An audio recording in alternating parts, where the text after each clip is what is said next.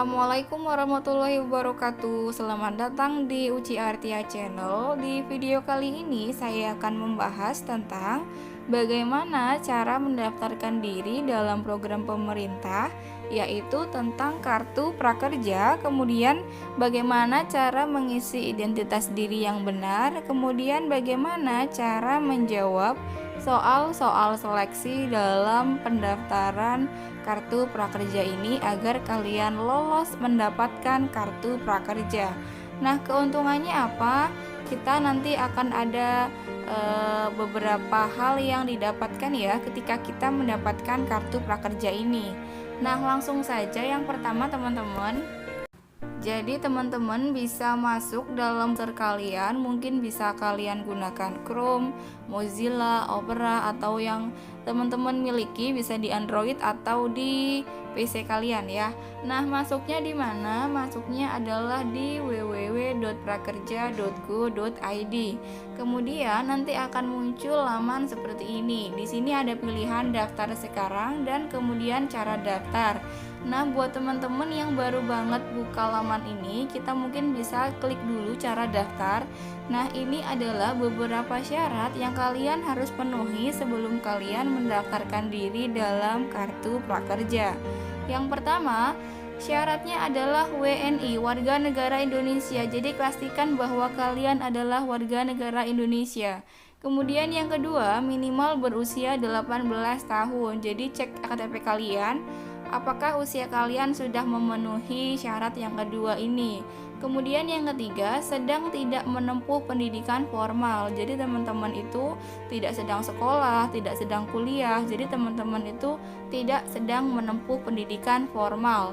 Nah, kemudian kalau teman-teman sudah memenuhi 3 syarat ini, kita kembali ke atas. Nah, kita coba klik daftar sekarang. Nah, di sini ada kotak dialog. Yang teman-teman harus siapkan adalah email aktif yang teman-teman bisa gunakan untuk mendaftarkan diri dalam kartu prakerja ini.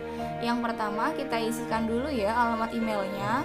Nah, kita ketikkan dulu. Pastikan alamat email ini adalah benar-benar aktif ya teman-teman, karena nanti akan dikirimkan verifikasi dari pihak website ini untuk bisa dikirimkan ke email kita. Nah, kemudian yang kedua, isikan passwordnya, yaitu berupa 8 karakter. Teman-teman bebas ngisikan password yang teman-teman mudah hafal, yang teman-teman tidak mudah lupa gitu ya. Misalkan kayak nama kalian ditambah dengan tanggal lahir kalian, yang penting minimal itu 8 karakter. Kemudian klik saya menyetujui. Jadi ini di checklist ya. Saya menyetujui semuanya, kemudian klik daftar. Nah, kemudian ada muncul notifikasi untuk mengecek email kita. Nah, di sini ada link verifikasi yang telah dikirimkan ke email kamu. Segera cek email dan klik tombol verifikasi email agar bisa melanjutkan proses pendaftaran kartu prakerja. Jadi, setelah ini kita buka email kita. Kita buka dulu emailnya. Nah, setelah terbuka seperti ini, kita cek inbox-nya atau kita cek kotak masuknya, dan di sini sudah muncul email dari kartu prakerja. Kemudian langsung saja klik verifikasi email. Setelah diverifikasi email, maka nanti akan muncul lagi bahwa notifikasinya email kita sudah terverifikasi. Jadi, setelah terverifikasi, kita langsung bisa masuk login ya.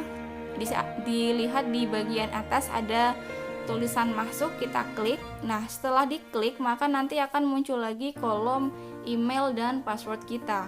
Kita isikan email yang sama ketika tadi kita mendaftar. Jadi klik ingat saya biar tidak berkali-kali menuliskan email dan password, kemudian klik login.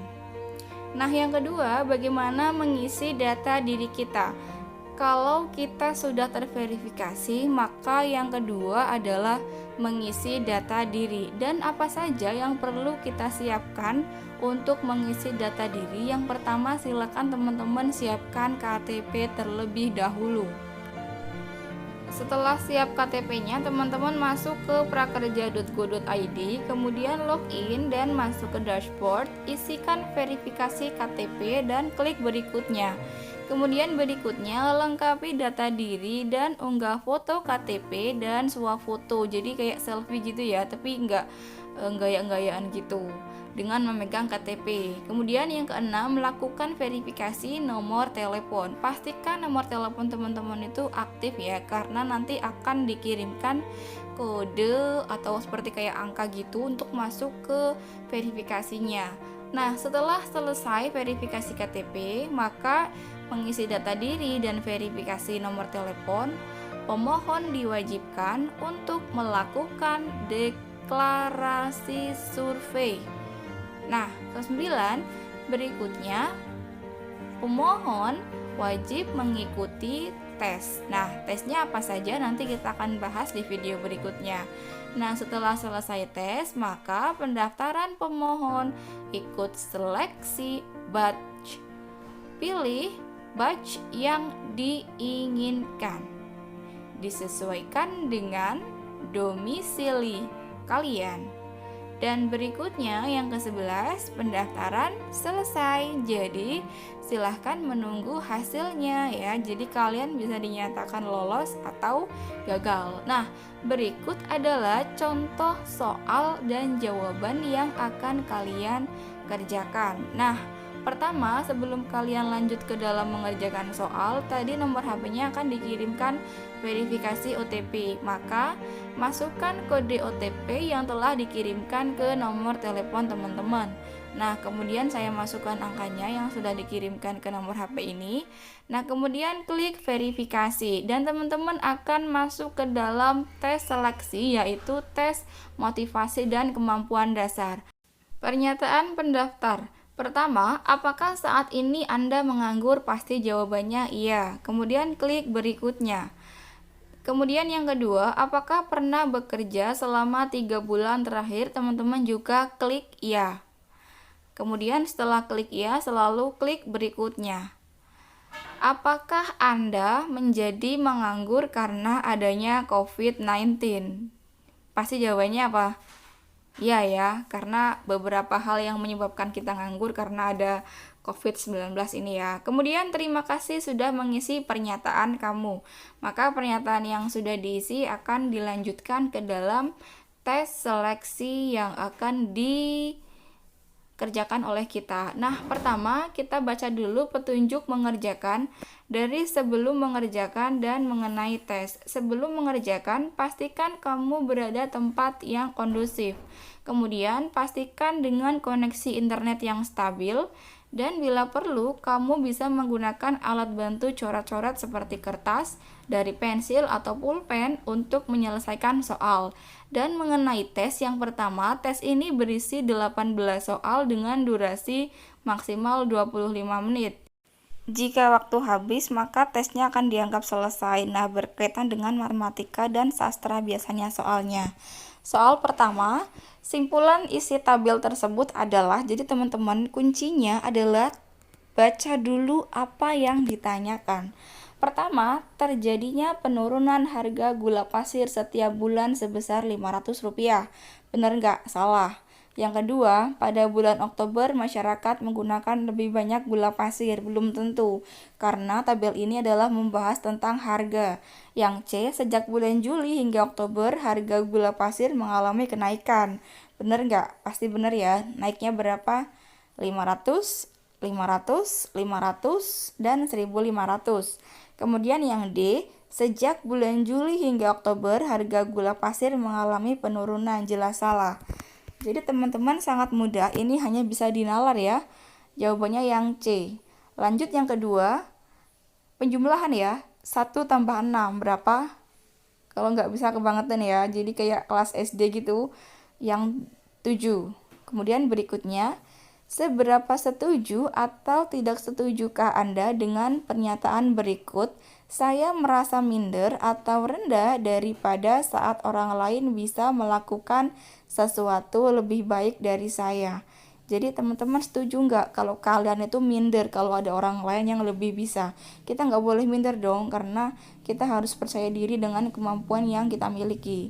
Ya, jadi yang A tidak setuju, yang B netral, biasa aja, yang C setuju, yang D sangat tidak setuju, atau yang E sangat setuju. Jadi menurut saya teman-teman itu jawabnya apa?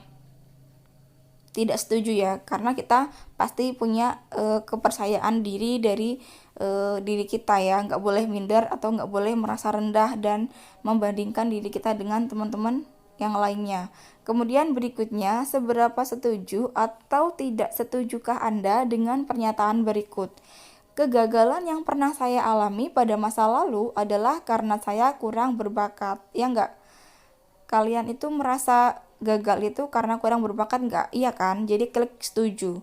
Klik berikutnya, kemudian seberapa setuju atau tidak setuju dengan pernyataan berikut. Saya menunda pekerjaan yang saya tidak suka melakukannya. Jadi ini tuh ingin tahu bahwa kalian itu tipe orang yang suka menunda pekerjaan apa tidak? Jawabannya sangat tidak setuju.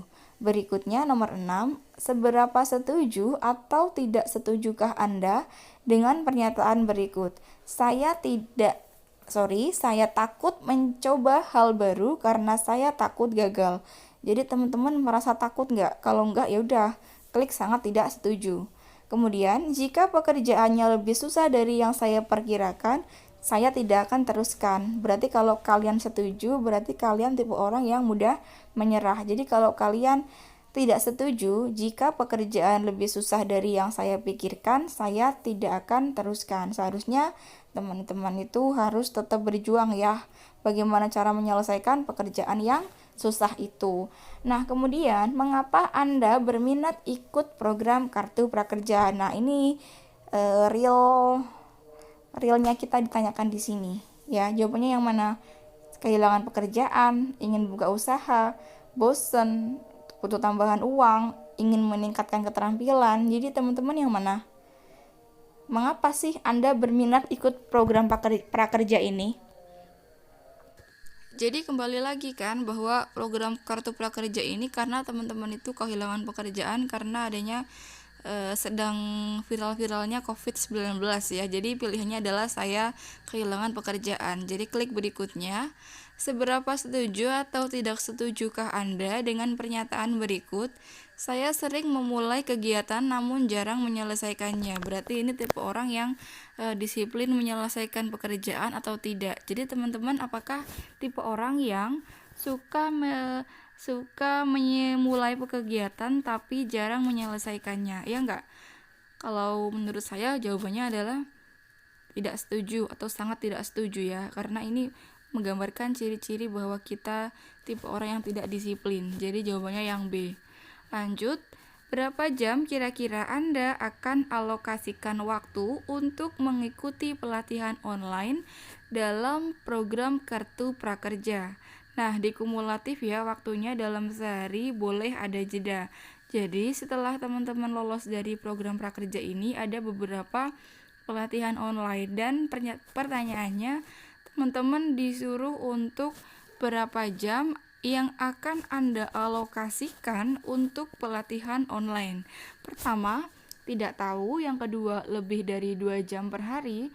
Yang ketiga, 1-2 jam per hari. Kemudian kurang dari 30 menit per hari. Teman-teman harus fokus dan harus mengutamakan pelatihan online yang diadakan dari program Kartu Prakerja ini. Jadi evaluasinya adalah teman-teman akan dinilai bagaimana teman-teman serius dalam mengikuti program prakerja dengan mengikuti pelatihan online ini. Jadi waktunya 1-2 jam saja dikira sudah cukup. Lanjut, berdasarkan diagram di atas, berapa banyak pengunjung perpustakaan pada hari Selasa? Gampang banget, Selasa tinggal ditarik garis ke sebelah kiri, yaitu ada 40 orang. Kalau hari Senin kan berapa? Setengahnya dari 40 sampai 50 berarti 45. Selasanya 40, kemudian Rabunya tengah-tengah antara 50 sampai 60 berarti 55. Kemudian hari Kamis adalah pas 30 dan hari Jumatnya 20. Dan pertanyaannya adalah pengunjung pada hari Selasa. Jadi jawabannya adalah 40. Soal berikutnya nomor 11. Ya, klik dulu berikutnya. Nah, masih berbicara tentang tabel ya. Kita kecilkan dulu biar terlihat pertanyaannya. Di sini ada tabel diagram batang ya. Di sini pertanyaannya adalah diagram batang berikut ini menunjukkan nilai ulangan matematika. Jika nilai kelulusan minimal adalah 7, berapa anak yang harus mengulang ulangan? Nah, kita lihat dari yang nilainya 5, ada berapa frekuensinya? Ada 1. Dia ngulang pasti ya. Kemudian yang nilainya 6. Berarti yang mengulang itu adalah yang di bawah 7. Berarti berapa? Berarti dari 5 dan 6 ya. Nilai 5 ada 1 karena frekuensi adalah artinya jumlah.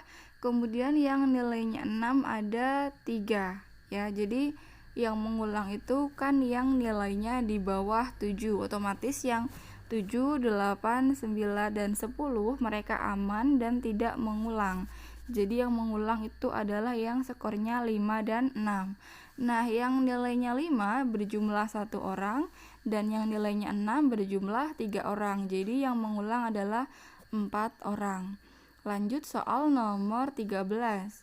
Ali meminjam uang ke perusahaan leasing PTA untuk membeli motor seharga 12 juta rupiah. Kemudian Ali telah menyicil sebanyak 20 bulan dan ada sisa 4 bulan yang belum dibayarkan.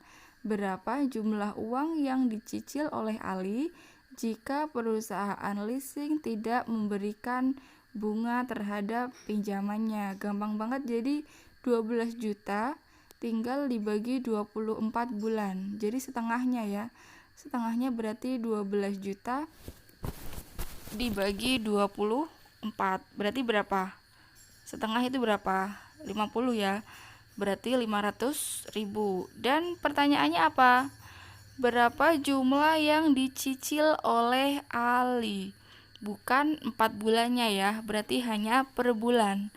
Pertanyaannya, berapa jumlah yang dicicil oleh Ali? Caranya adalah 12 juta dibagi 20 bulan sudah dibayar dan 4 bulan belum dibayar. Berarti cicilannya sebanyak 20 tambah 4, 24 kali ya. 12 dibagi 24 tadi 500.000.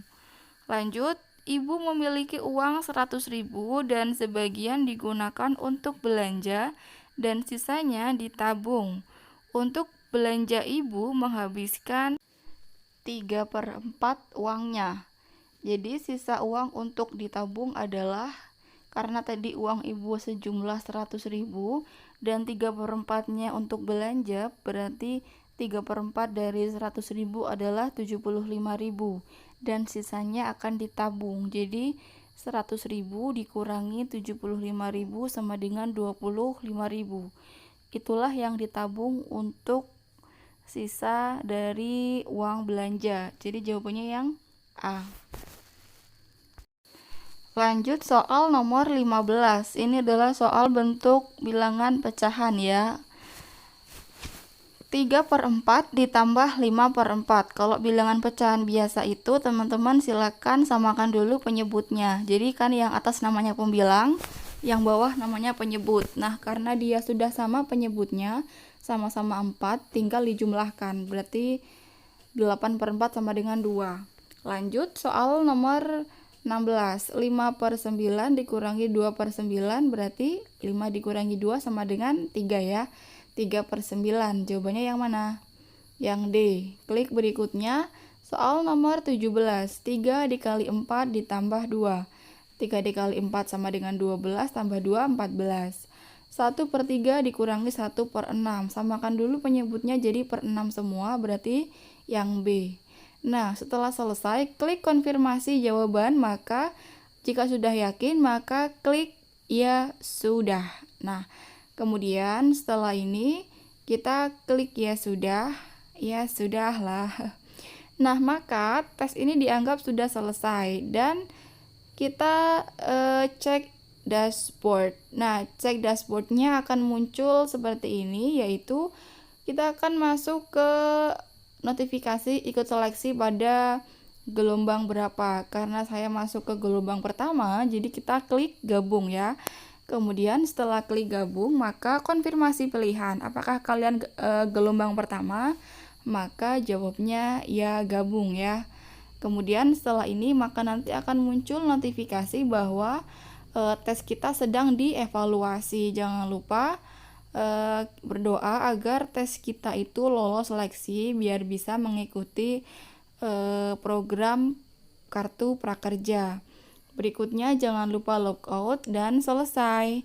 Terima kasih, semoga bermanfaat. Wassalamualaikum warahmatullahi wabarakatuh.